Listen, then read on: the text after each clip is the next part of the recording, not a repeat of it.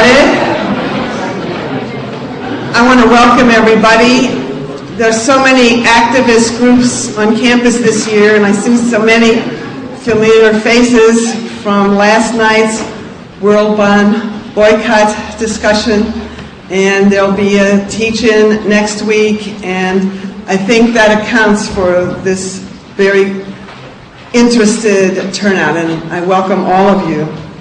After a few words of introduction about the Otis Lecture, I will introduce Professor Gordy Weil, who will introduce our speaker.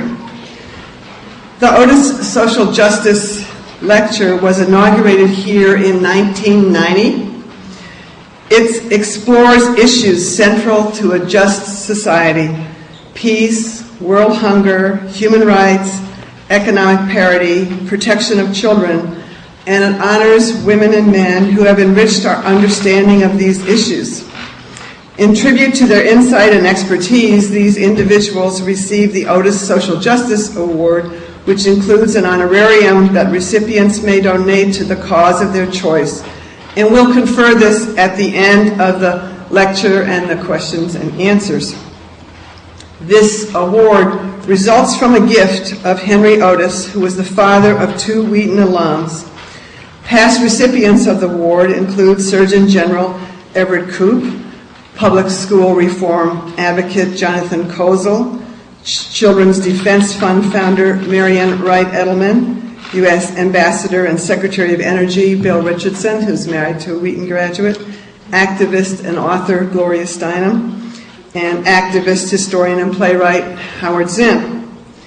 So it is my pleasure to introduce Professor Gordy Weil in the Economics Department and Associate Provost, who will introduce our guest tonight. Professor Weil.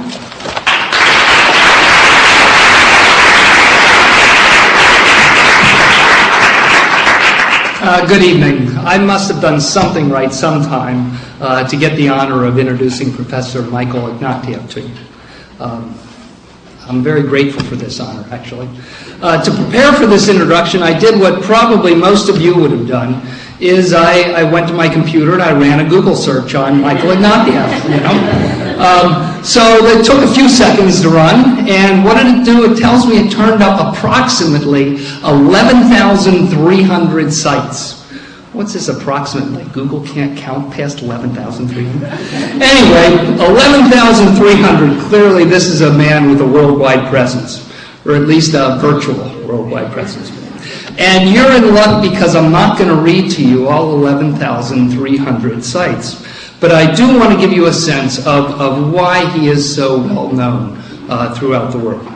Dr. Ignatieff has been described in many ways: as a scholar, a teacher, a writer, a journalist, a broadcaster, a talk show host, a documentary film writer, a novelist, a world traveler, one close to my heart, an administrator, a public figure, and a human rights activist. And I'm sure there are many other ways to describe him that I won't go into right now. He has earned advanced degrees from Harvard and Cambridge University in England, and over twice as many honorary degrees from universities on both sides of the Atlantic. He teaches one of the most popular courses at Harvard. It's called Human Rights Policy, and he's also the Carr Professor of Human Rights Policy at the Kennedy School of Government. He's written approximately a dozen books. His most recent one was published last year by Princeton University Press. It's entitled Human Rights as Politics and Idolatry. He's been a reporter for the Toronto Globe and Mail, an editorial columnist for The Observer and Time magazine, a frequent contributor to the New York Times, which just this past Sunday ran one of his pieces. For 5 years, he wrote and presented documentary films for the BBC television in London. He's published a major biography of Isaiah Berlin. His writings have been translated in over a dozen languages.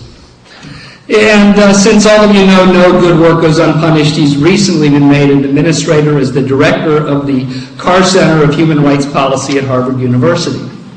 He's also a world traveler. Recently, he visited Serbia, Croatia, Bosnia, Rwanda, Afghanistan. We're going to have to talk to your travel agent about these destinations. All this public information. Many of you might have known all of this. I know Professor Ignatieff knows all of it. I wanted to get a little deeper. So I went to the source of ultimate truth. I checked out his horoscope. Here are some of the things that really are going on for Professor Ignatieff. He's especially appreciative of good music and possesses a rather melodious voice. He's often taken for granted due to his kind and sensible nature. He's a well-liked, accommodating individual who's not easily angered. He demands what he considers quality in all aspects of life. He doesn't like a maid who argues with him. After all, it's fruitless because there's no way she could win. I had dinner with her. That's not right. You know, you can't believe all of the stuff you read in the horoscope.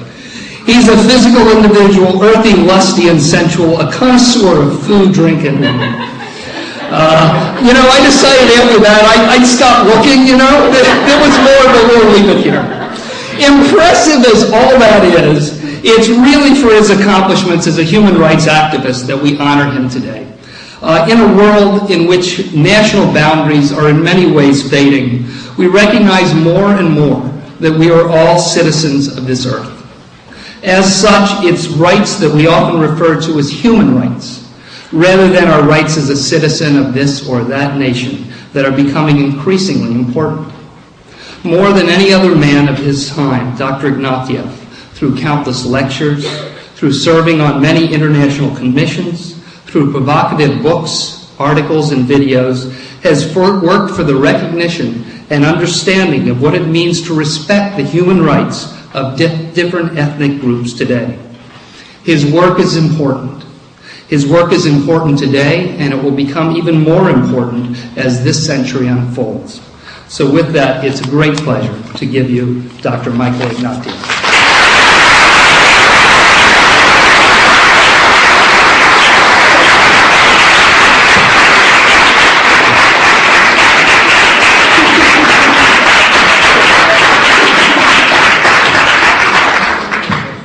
I loved the bit about my horoscope. That was wonderful. That was an extremely touching and warm and generous introduction. About half of it was false, but I won't tell you which half. My wife and I would want to thank everybody at Wheaton for the warmth of your welcome. It's a very, very nice place to come to, and we're both extremely grateful for your kindness to us. I wanted to talk to you tonight about two issues, really. And they're actual issues in our lives right now. The first issue is about what abrogation or suspension of our rights can be justified in a time of terror, right? And the second issue is a much more difficult issue, and it's not the way we usually think of the relationship between human rights and terror. And that is, what do we do when human rights itself becomes a justification for terror? Okay? We tend to think of human rights and terror as antitheses, human rights good, terror bad. I want to make you think about the possibility that there are times when human rights is used to justify terror. And how are we to think about those justifications? So those are the two things I want to think about. What abrogations of our rights can we live with in a situation where we're faced with terror? And secondly, flip the question around and look at it from a terrorist point of view. How do they use human rights to justify acts of terror, and what do we think of those justifications? So that's kind of what I thought we might talk about. And when I say talk, I mean talk. I'm going to try and talk for 40 minutes or something, probably not much longer.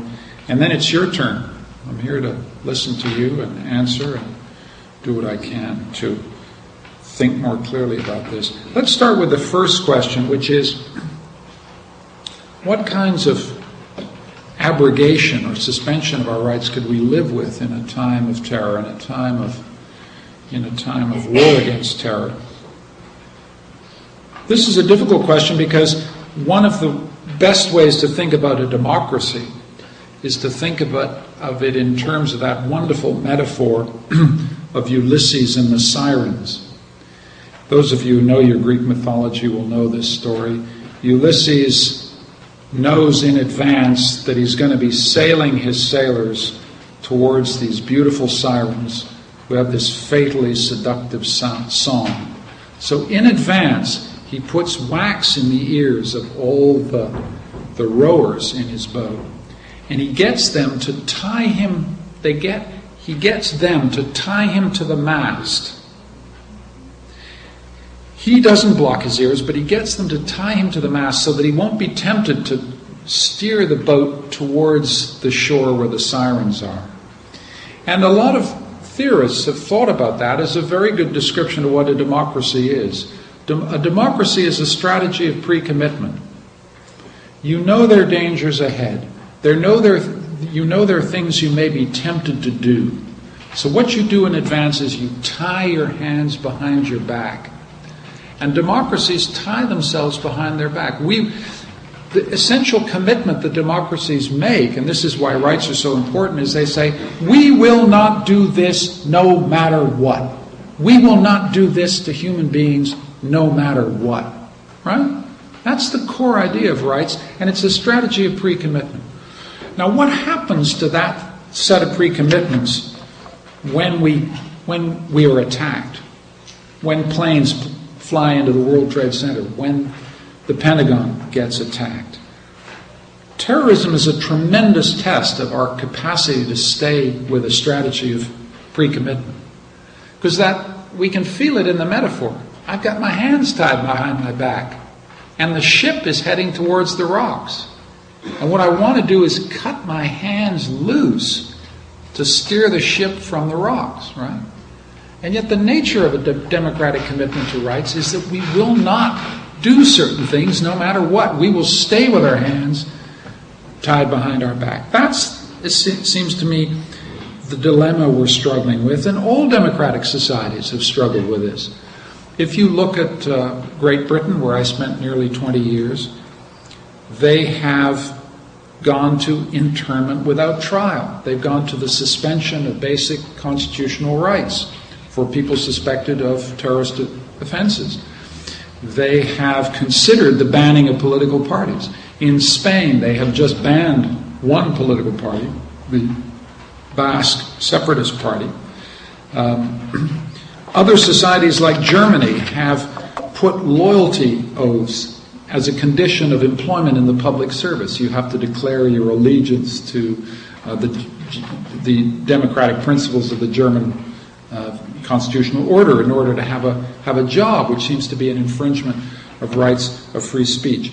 Democratic society after democratic society, faced with the threat of terrorist attacks, basically unties the executive, basically takes those chains off Ulysses so that he can steer the ship, but steer it in ways that are often hostile to liberty.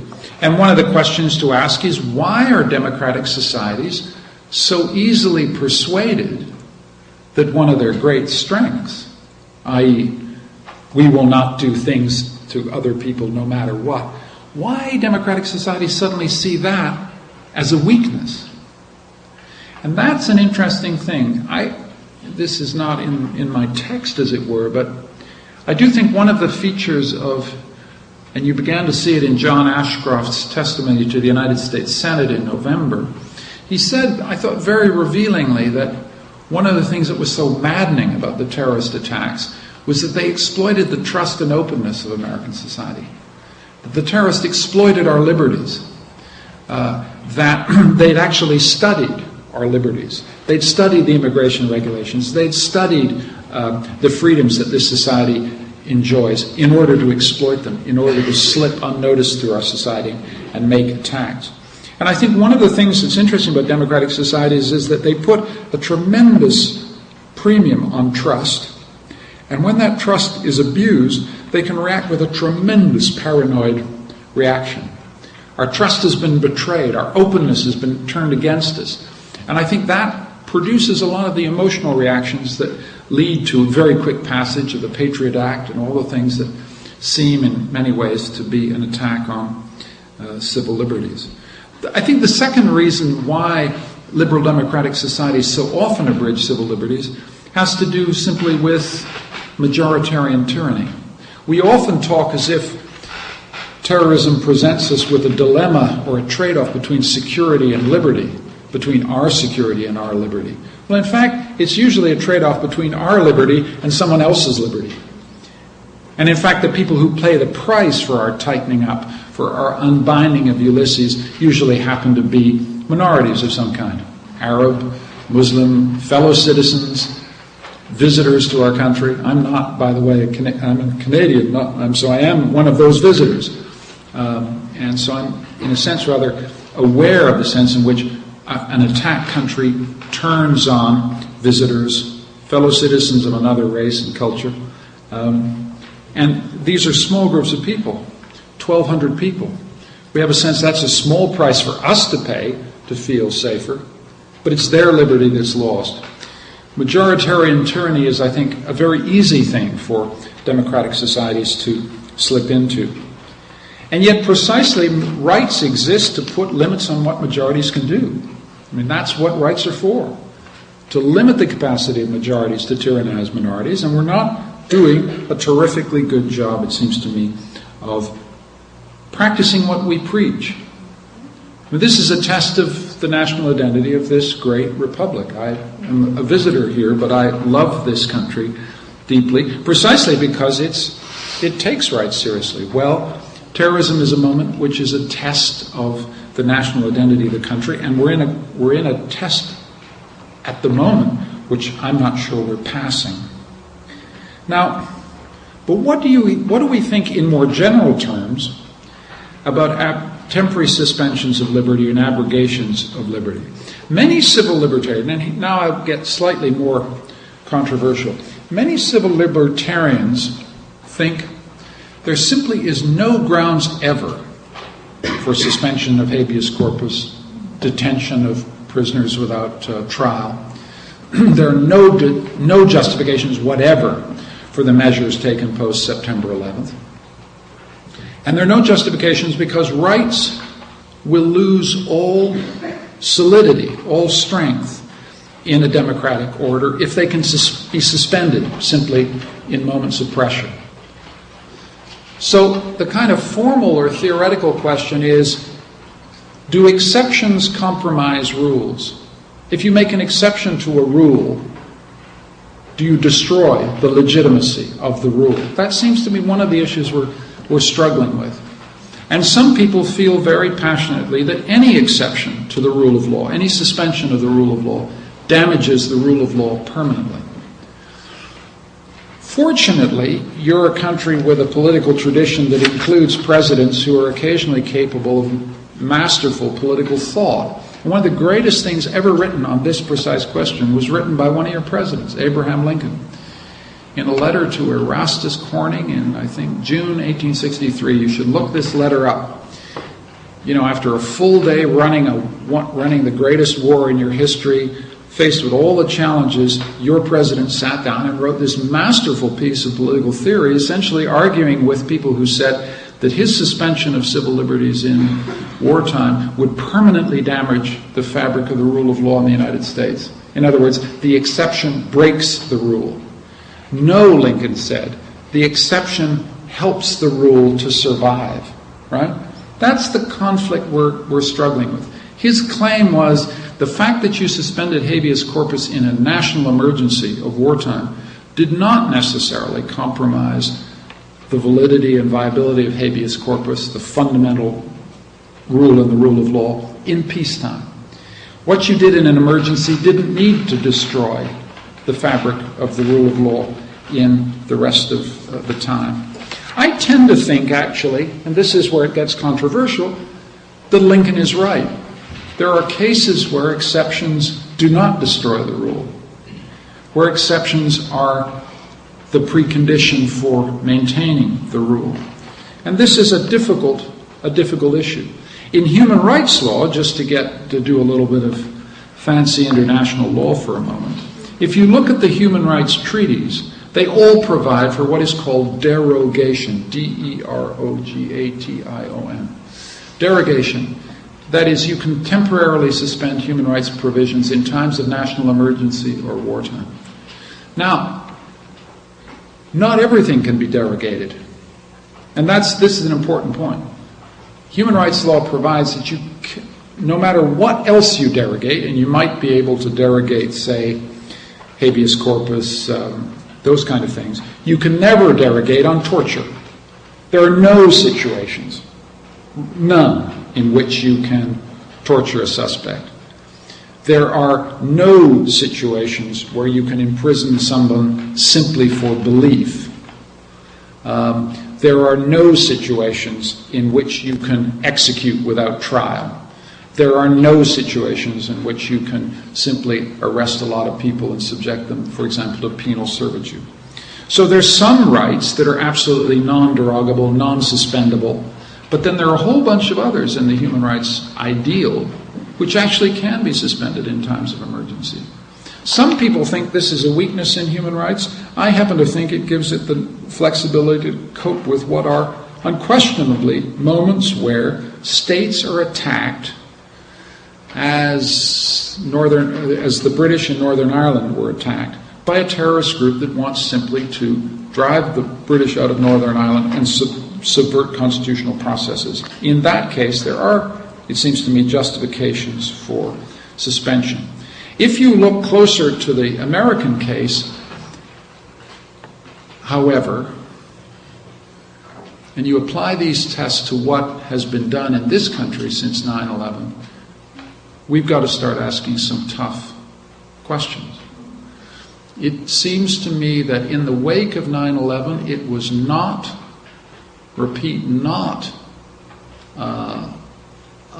a violation of the constitutional order of the United States to order the detention of people in the country guilty of immigration violations. 1,300 people were taken up, held in detention. It was not their detention that seems to me to have been a mistake. What is completely unacceptable about this process is that their names were not publicly released. The hearings which determined their cases were not public hearings, that is, open to the press, open to you as citizens. And they had substantial difficulties getting counsel. They had counsel, but the counsel was listened into. Counsel-client privilege was violated. This seems to have been a mistake. It seems to have been going from a legitimate exception to the rule to a violation of the rule of law itself. So it's important to care about these details. This was done to a small group of people, a marginal group of people, but it did do damage, it seems to me, to the rule of law. And right as we speak, and again, the numbers are tiny, there are 2 American citizens with your constitutional rights held in indefinite detention in brigs in the United States as illegal combatants. They are not being brought to trial. They have no right of counsel. They have not been charged with any crime. This is an unprecedented situation in the constitutional history of the United States. And it's a very, very bad thing. The difficulty is, it's 2 people. It's not the internment of 100,000 Japanese. It's not, a McCarthyite purge of the universities. It's 2 individuals. But you start with 2 and you get 4. You go from 4, you get 8. You get 8, you get 16. You can do the geometric progression. 2 people matter here. It's unacceptable in this country, based on the rule of law, that you have these suspensions of constitutional due process. And it is worrying that the courts in this country, in a state of terrorist emergency, often seem to be overly deferential to the executive. Some courts are subjecting these measures to due constitutional scrutiny.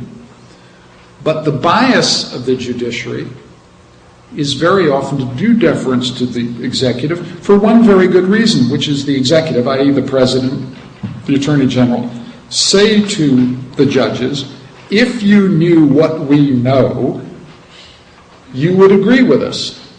To which most judges say, well, I can't know what they know because it has to come out in open court. And if it comes out in open court, it will compromise the national security of the United States. So secrecy comes in here and makes it very difficult for your institutions to do what they have to do, which is the core of American democracy is judicial review of executive power. And in situations of national emergency, the national security claim of secrecy tends to overawe the judiciary and make the judicial review that you and I count on for our liberties much more difficult to sustain. So, and this gets, I think, to the kind of punchline of this part of the issue. I don't think the problem is suspension of liberties themselves. I think you can find cases where you can justify suspension of civil liberties in times of emergency and wartime. The problem is twofold.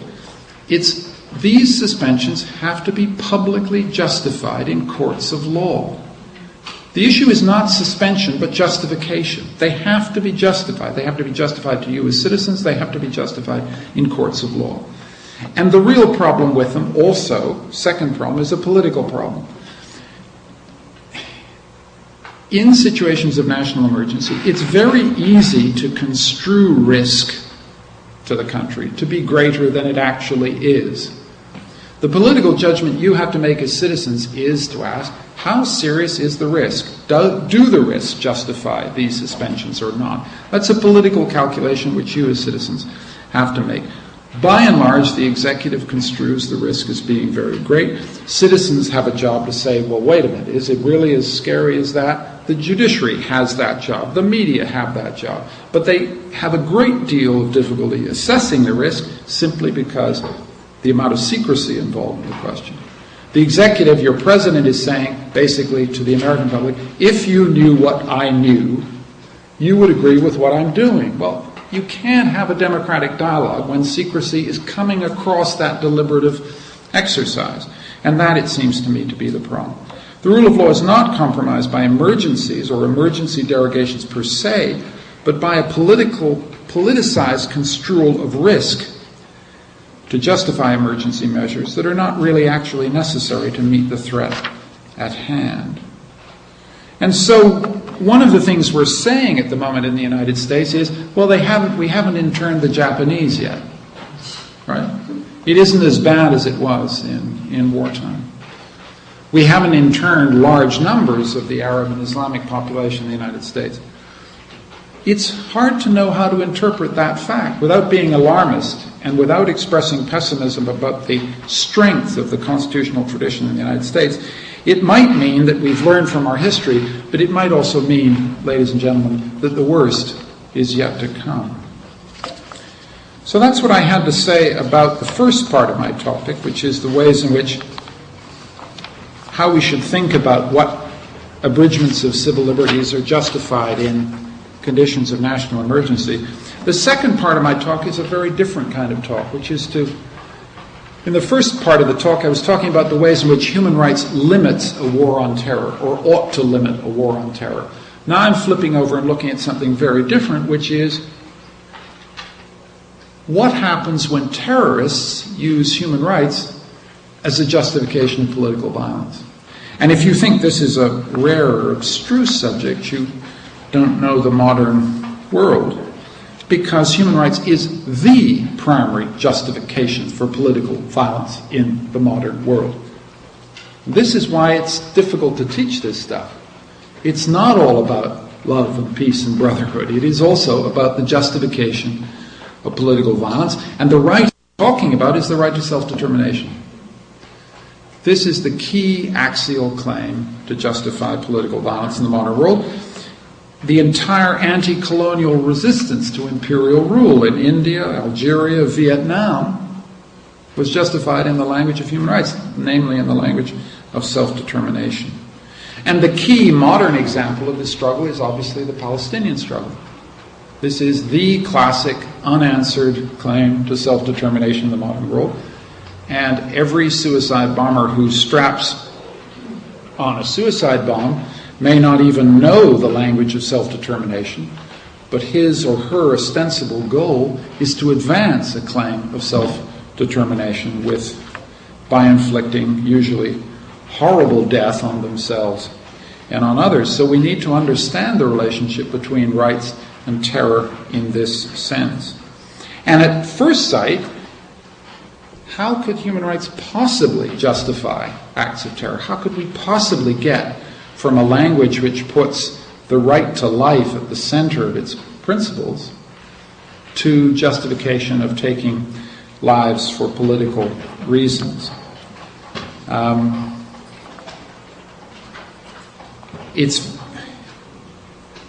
want to make it clear, just so you understand what I'm arguing, is that most terrorists, terrorism is a business like any other.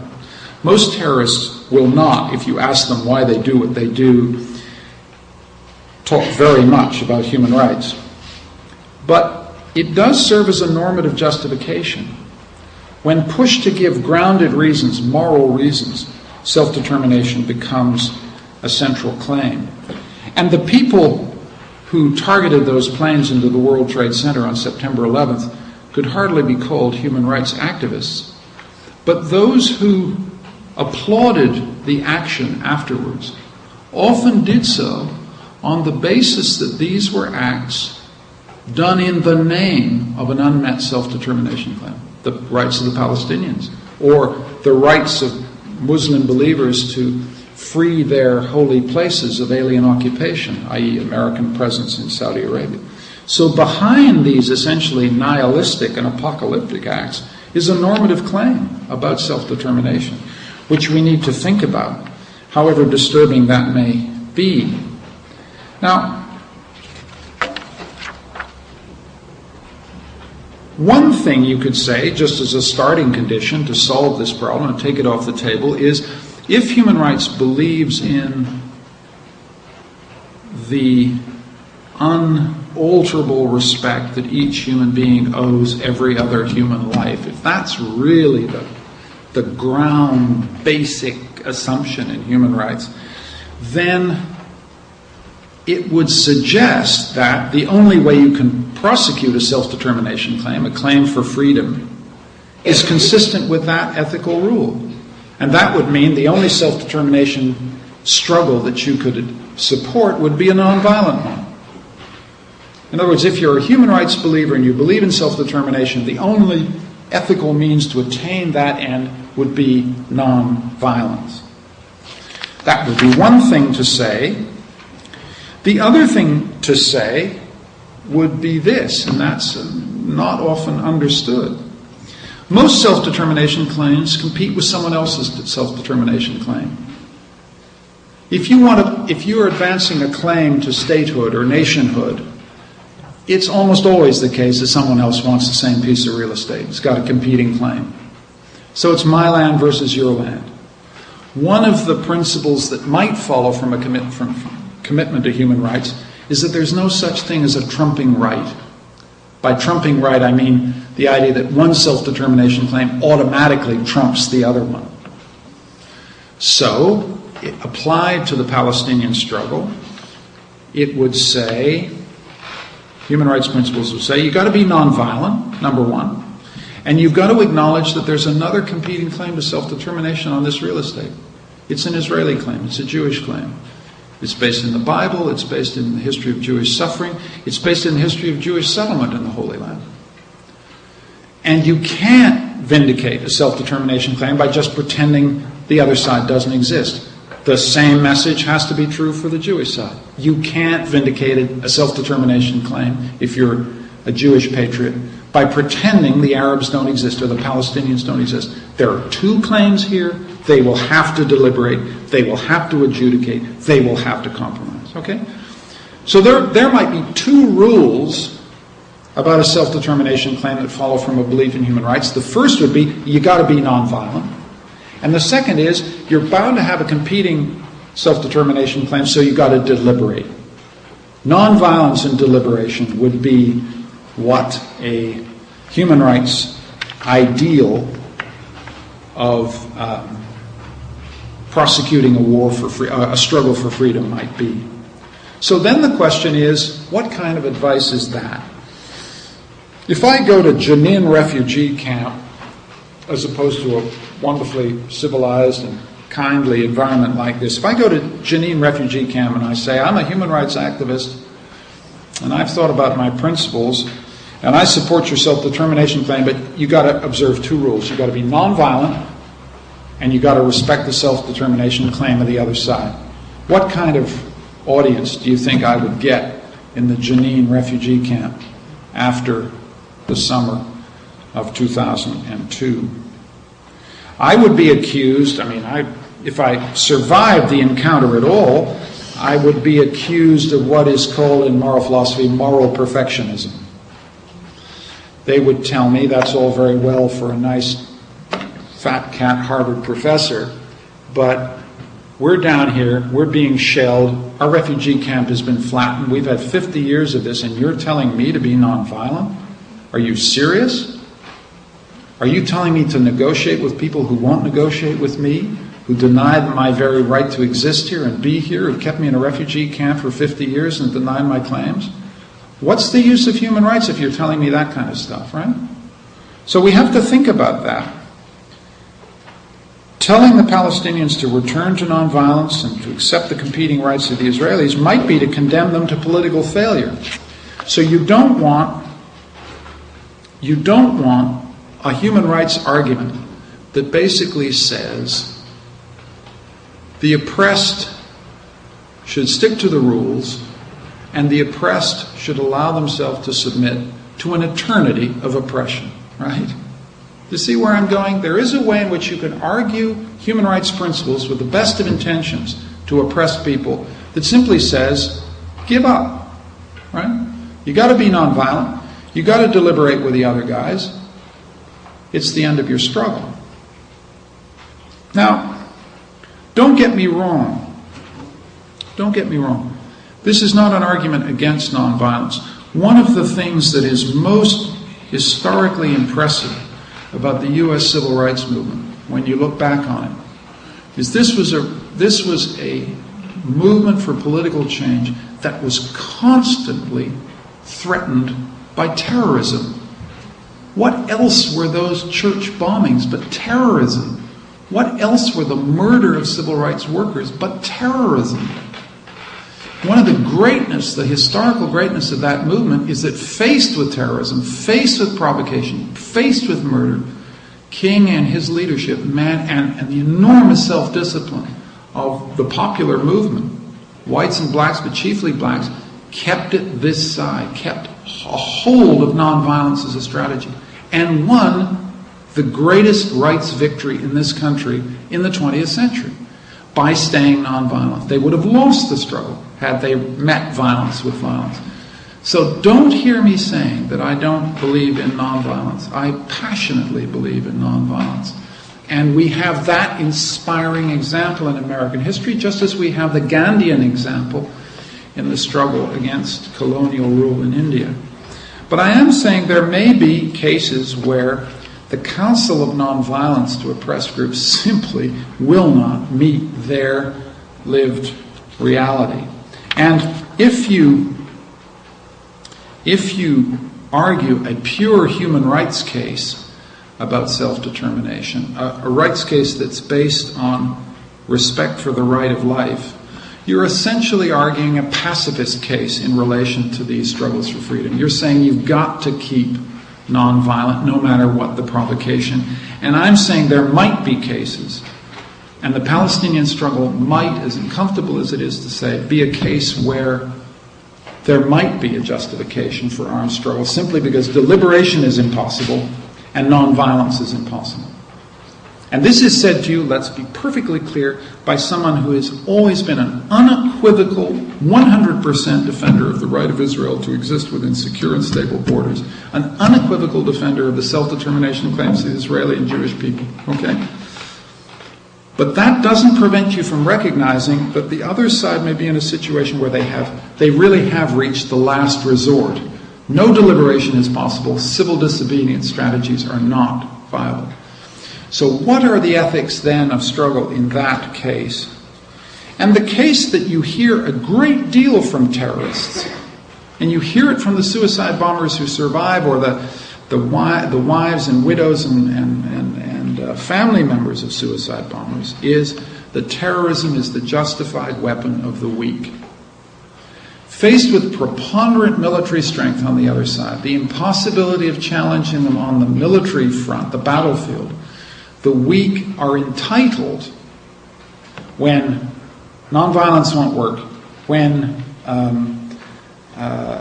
deliberation is impossible, and when the other side has overwhelming military force, the only tactic they can use is terror, right? This is the moral argument that is most disturbing in relation to terrorism. I detest terror. I detest Palestinian terror. I regard it as a catastrophe for the Palestinian movement. But it seems to me the moral claim that is being made by these 19-year-olds, some of them exactly your age, is very hard to rebut. What else can we do in that situation? Faced with the exhaustion of deliberation, the futility of nonviolence, and overwhelming military force on the other side. How do we deal with that? The weak, to cut through it and put it in this way, the weak must have the right to fight dirty, otherwise the strong will always win, right? That's the nature of the claim that we're hearing out of those refugee camps. And what do we do? I think this whole thinking about this exposes one of the limitations of human rights principles, which are that they cannot tell you what to do when you are subjected to that kind of oppression. They counsel respect for the right of life, respect for other agents, respect for other folks, but they can't tell you what to do in situations of ultimate oppression. And we have to remember in our own tradition that the liberal political tradition, to which I'm profoundly attracted to and support and maintain, has always had at the center of it a right of revolution. What is the Declaration of Independence but a justified claim to the use of political violence against an unjust imperial occupation? Right? That is what Jefferson is saying, is at the heart of a liberal political tradition. When deliberation is exhausted, when nonviolence is impossible, when you're up against overwhelming military force, you are entitled, as a last resort, to use violence for political ends. And then it seems to me, I can't accept an ethic that takes violence off the table as a political instrument. It is part of the very liberal tradition that I most respect. The liberal tradition which has made the rule of law and democratic deliberation the heart of our principles also accepts there are situations where violence is a justified response to intolerable oppression. And I think that the only way to think about how to navigate here is to accept that human rights principles alone can't sort this problem out. That you have to think about another branch of ethics which is very difficult to handle appropriately, and those are the laws of war. You have to move from one moral frame, which is the frame of human rights, into the frame that we call the rule of law, the laws of war. And what the laws of war teach you are very clear. The laws of war are ethical tradition incarnated in the Geneva Conventions, which attempt to salvage what you can salvage of ethical restraint in situations of combat, where deliberation is no longer possible, where compromise is no longer possible, where coexistence is no longer possible. The laws of war are an attempt to put ethics into situations of combat and violence. And what the laws of war tell a liberation struggle is perfectly clear, which is that if you are going to conduct an armed struggle against an oppressor, you have to stick to the same rules that apply in any war situation. Civilian immunity, military necessity, proportionality. Civilian immunity means you don't target civilians. Military necessity means you pursue military objectives that are strictly necessary to the attainment of a military objective. You don't engage in gratuitous damage. And the violence you use is entirely proportional to the end you seek to obtain. Now, and just so that this has an immediate consequence, I would submit to you that those armed struggles that obey those rules have the right to call themselves freedom fighters. Those armed groups that do not obey those rules are terrorists.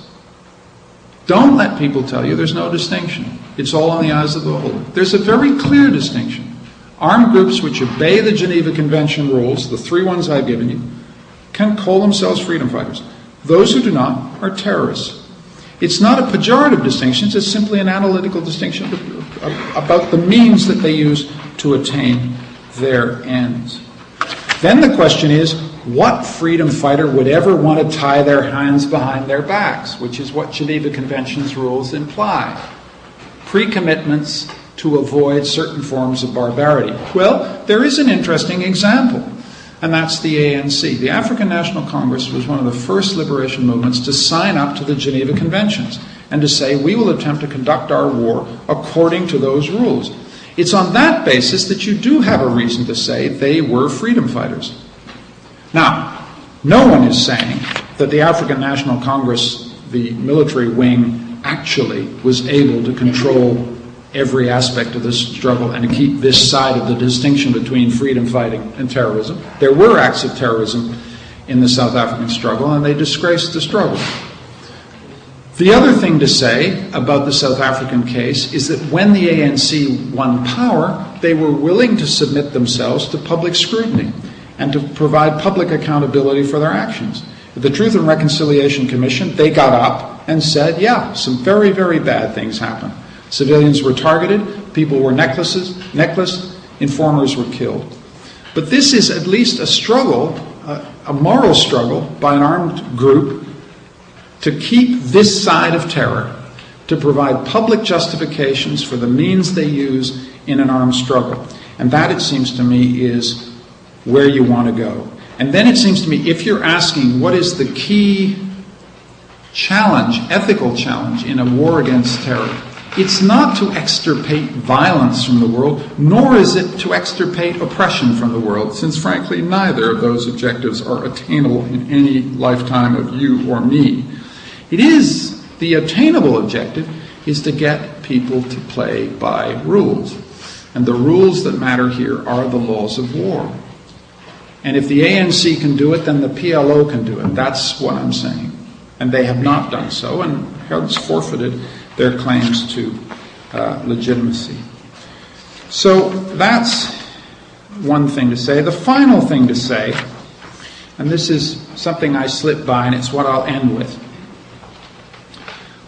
I've given a very limited justification for the use of political violence as a last resort when deliberation fails, when civil disobedience is possible, and when you're faced with intolerable oppression. And I don't think a realistic engagement with a world of oppression and fairness can do without such a theory. I just think this is the world we live in.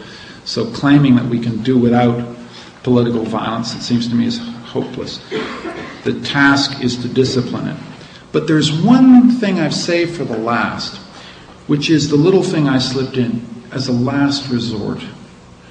Almost the key ethical criteria is whether the resort to violence is genuinely a last resort. The criticism you could make of almost all of the modern forms of terrorism that I know, Basque separatism, the Tamil Tigers, the IRA, and the Palestinians, is that violence is not resorted to as a last resort, but as a first resort. Right? Palestinian terror did not begin in 2000, 2001, and 2002. It began with Arafat's control, the Palestinian movement in the 60s and 70s. This is a movement that went to terror first, not last. And that is one of the reasons why they, it seems to me, are not pursuing justifiable means in the pursuit of their ends. If you care about politics, what you care about is that you seek to use political means until the last possible moment and occasion. Nelson Mandela resorted to armed struggle only after Sharpeville, only after massacres, only after bloodshed that left it absolutely clear that the South African regime would never negotiate, never respond to nonviolent protests, never do anything except respond to pressure. The problem with terrorism, the reason why it's so uniquely dangerous, is that it's not a last resort, it's a first resort. The weak conclude, let's go the fast way. And the fast way is to kill as many civilians as possible to get the world to take notice. And one of the purposes of going the fast way is to provoke the other side to abandon politics and resort to force. It's called what the French called la politique du pire, the politics of the worst. And the politics of the worst does away with politics itself, and the business of politics is deliberation. And the business of deliberation is actually persuading other human beings that you're right and they're wrong. And the horror of terrorism is that it's a politics that seeks the death of politics, a practice that seeks to replace dialogue, discussion, debate, protest with violence alone. The reason that Osama bin Laden is an extremely dangerous human being is not that he's tried to kill some of your fellow citizens, but that he will not reason or argue with anyone. Violence for him is a first resort and not a last resort. He's not interested in joining any argument with you or with me, and he would rather replace words with violent means. And so understanding what we don't like about terror, it's not simply that it kills human beings, it kills politics. That's the core problem. It kills politics. And politics, my dear friends, is the one means we've discovered to master violence in the name of justice. Thank you for your attention. Happy to take some questions.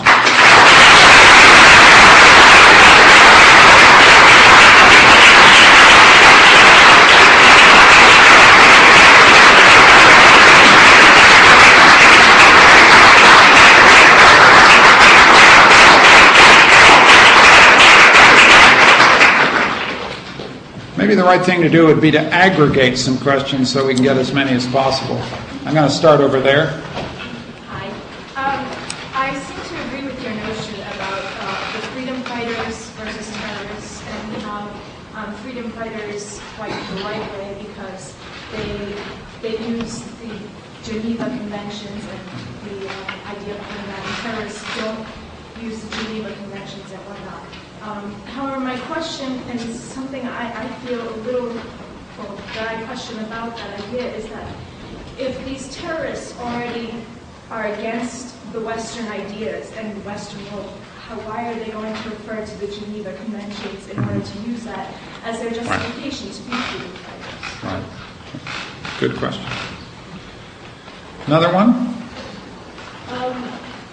Considering how America has acted in many ways, Japan, Hiroshima, quickly has acted, would you call America a terrorist in itself? Mm-hmm. Okay. Yeah. I would kind of add on that question that if the U.S. had, if the U.S. just had entertained other resorts after 9/11, other than violence in Afghanistan, then you might say that they weren't, they didn't terrorize the Afghani people, but not having an official state claim that they had attacked us, would you not say that that was a terrorist attack to Afghanistan? Okay. There? Just as you talked about the first panel, where America does have real justification for the war in Iraq, but we're not necessarily using it. We're using something that isn't justified. Does it take away from the Palestinian case that these bombers, although do have a human rights argument, are not using it when they're choosing their action? Why don't I take one more and then I'll answer those and then go on. Right in front row. Two quick points on the alienating effect on society, as we spoke about minorities and the control of minorities. When you see that majority members lose less of rights, like we worked for 20 years for separating slot And then the other point is that there's something really wrong with a world system where you can only draw attention to your cause after you incite violence. Mm-hmm. It's the only way you will get on CNN. Mm-hmm. Yeah. I saw one question there. You mentioned two most well-known cases where civil disobedience was not only an option but turned out to be very effective, and then you also mentioned cases where you said, well, this is not an option. Is there any way we can tell those apart? It can't be just a question of some people are meaner and nastier than other people. Mm-hmm. Yeah.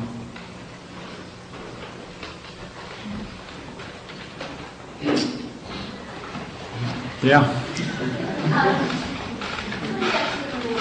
don't know what you would say about a situation in which, in the case of the second Toronto, what do you say about a situation in which the oppressors are in some ways expositors?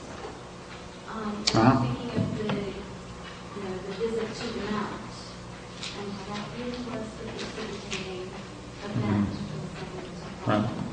Okay. One more, and then that'll probably be it. No? Okay. These are difficult questions.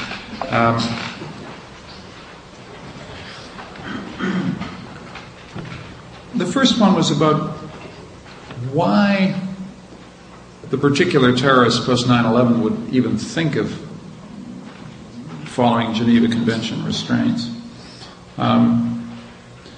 I can't see any reason why they would. Their tactics are very deliberate flouting of these moral restraints. Part of the horror, part of the enormous detonating effect of terrorism is its deliberate provocation to every set of ethical norms you might have. Like, I think everybody was shocked that they would hijack civilian airliners, take 100 and whatever it was people hostage, plow them into a plane, and everybody had a sense that that could have been you or me or your mom or your dad. And that's one of the reasons why the only relations you can have with people who engage in that activity are relations of war.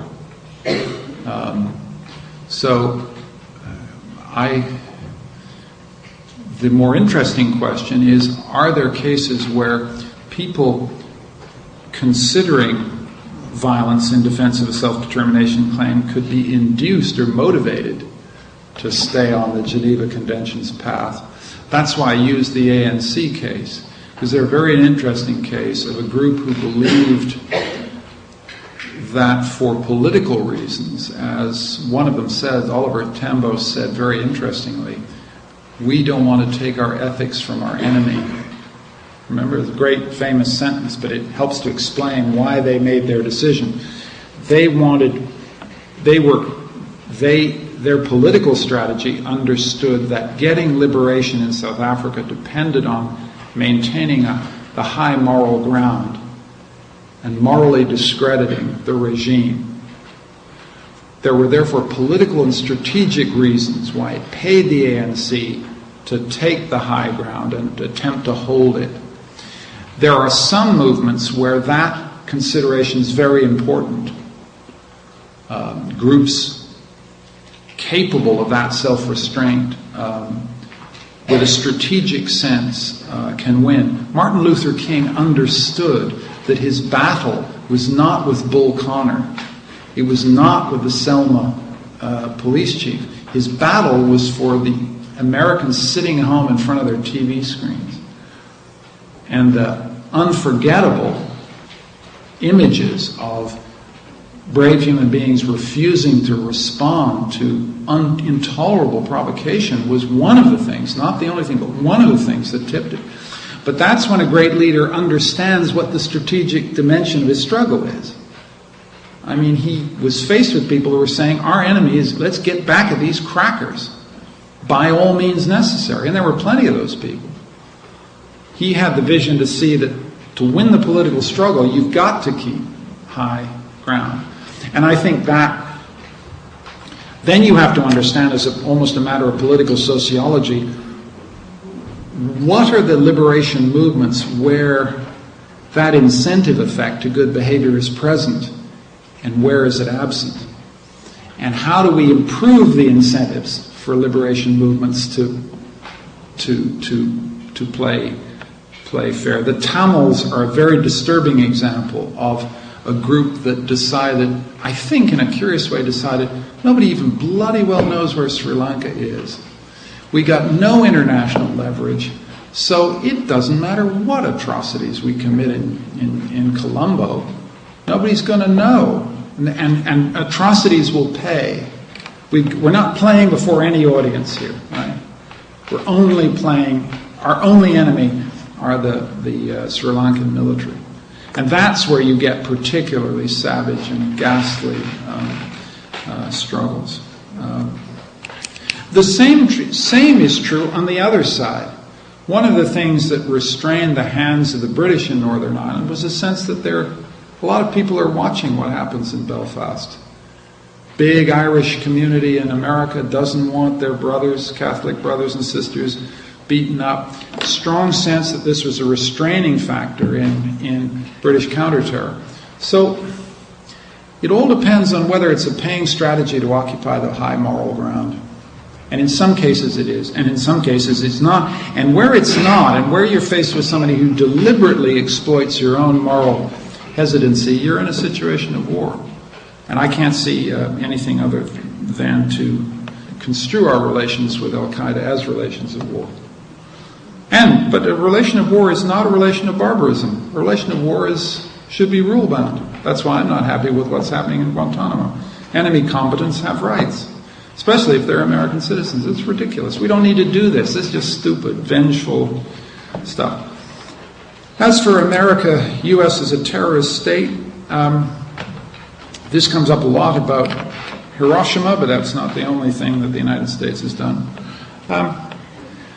I can't go there, won't go there, because a state that in significant ways has bound its hands by the rule of law is just a categorically different entity than an Iraq where the rule of law doesn't exist. It doesn't make me an apologist for America or blind to its defects.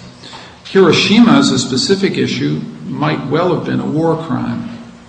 A war crime is not necessarily a terrorist act. Refusing to call Hiroshima an act of terrorism is not a desire on my part to exculpate the United States, but to say that it was an act conducted in wartime against a power that had begun the war with a surprise attack.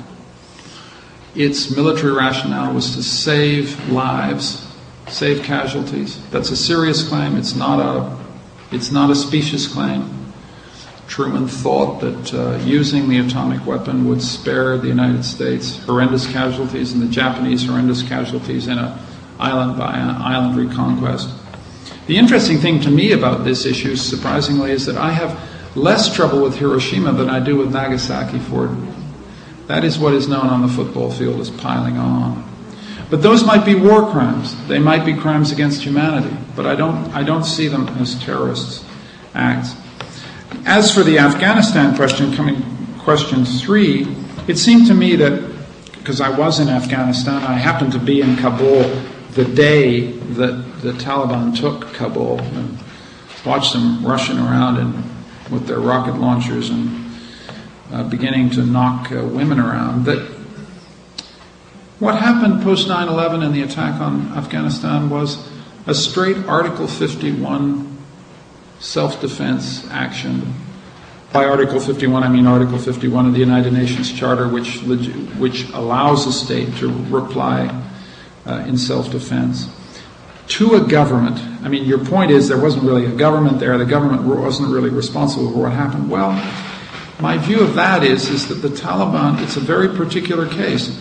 The Taliban were a government that were essentially taken over, not taken hostage, but taken over by essentially a terrorist cell.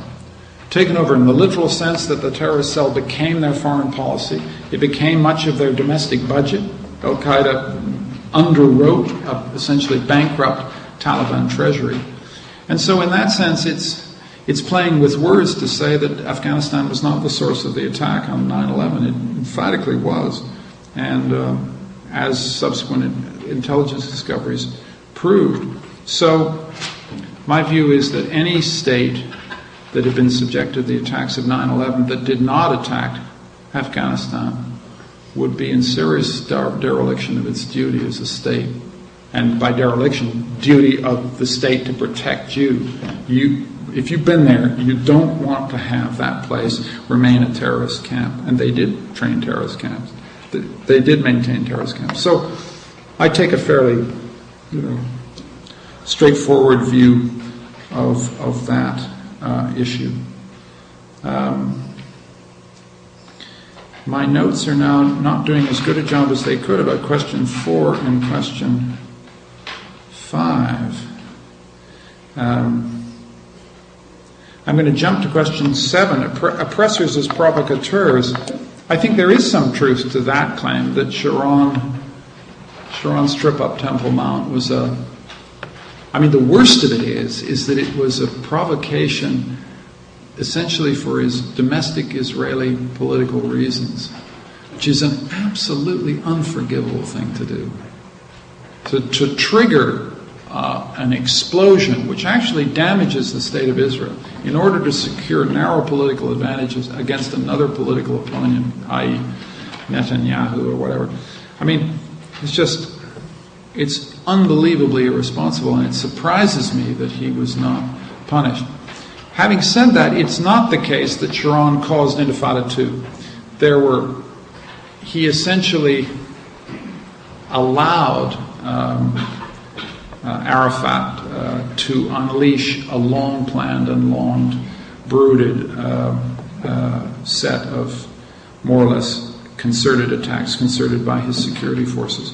So it takes two to tango, and they each deserve each other. I mean, it's unbelievable. But they are oppressors in that sense, and they are provocateurs at the same time. The civil disobedience question is a very good one, and it's never clear when you've reached the end of the road with civil disobedience. You're disquiet with that. When is it a last resort? When do we get to the last resort is a very, very difficult question. And I don't think there's any kind of hard and fast rule.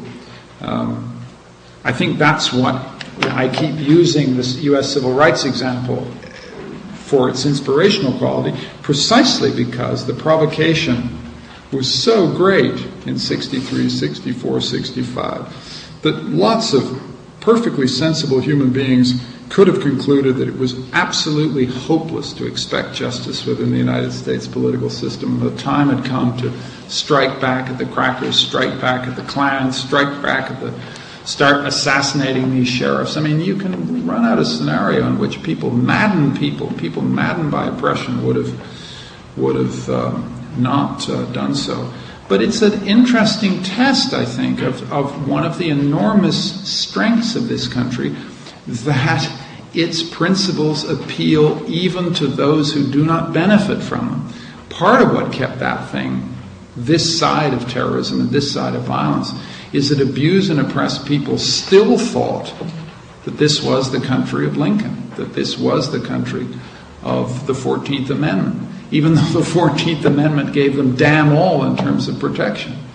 And I don't think any country should presume on the loyalty of its disadvantaged citizens like that. We should never do that again. And we should thank our lucky stars that ordinary Southern blacks believed in it just enough to get us to the Civil Rights Act of '65.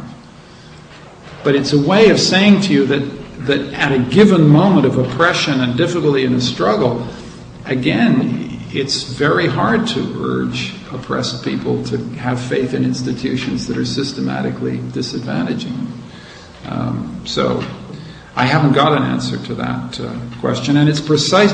The burden of my lecture is precisely to say that we don't want to get in a situation as human rights liberals in which we're always urging people to be patient and long-suffering and enduring and non-violent, because there just are some situations where that is, as I say, a counsel of moral perfection that will end us nowhere.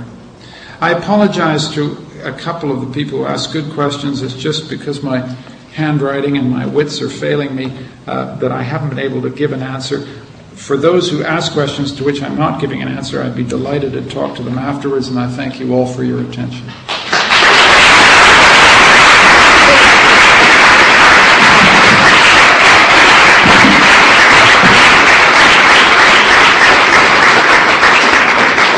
After we give the plaque and the commendation, there will be reception in the May room where you can ask those questions that didn't get answered. The Otis Social Justice Award involves an honorarium, and the recipient is asked to designate their own preferred charity. And I thought you would be interested in the one that Dr. Ignatieff has chosen. It's called the Heifer International, which since 1944 provides livestock and training to more than 4 million families around the world. Last year, Heifer helped over 45,000 families in 48 countries by providing livestock. And then it says, given the size of this honorarium, that it will provide things like 2 cows to milk and income to a Russian village, 2 oxen to pull plows and carts in Kenya, 2 water buffalo to help Indonesian families increase rice production through animal draft power, 2 llamas to improve livestock bloodlines and produce wool and income for Bolivian families. So it's a wonderful example of living what you're telling us about, of making a difference in people's lives. The Otis Social Justice Award says, the struggle for human rights is the story of humankind, and from Afghanistan to Zimbabwe, we hear the tales from the front lines: genocide, imprisonment, execution, ethnic cleansing. Michael Ignatieff, you are not only a witness to these massive atrocities, but a force in the seemingly impossible battle to understand them and stop them. You work at the confluence of current events, historical developments, and intellectual trends.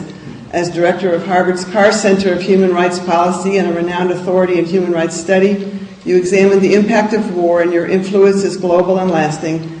Texts like Virtual War, Kosovo and Beyond, The Rights Revolution and Human Rights as Politics and Idolatry populate the bookshelves of the world's policymakers, arguing that foreign policy should be driven not just by national self-interest, but by a commitment to humanitarian intervention when rights are threatened. You once wrote, rights are universal because they define the universal interests of the powerless. We applaud you for your efforts to challenge traditional theory on human rights policy. Please accept Wheaton's College Otis Social Justice Award as a measure of our gratitude for your important work, and we have your name on our plaque, which will be here at the college. Thank you.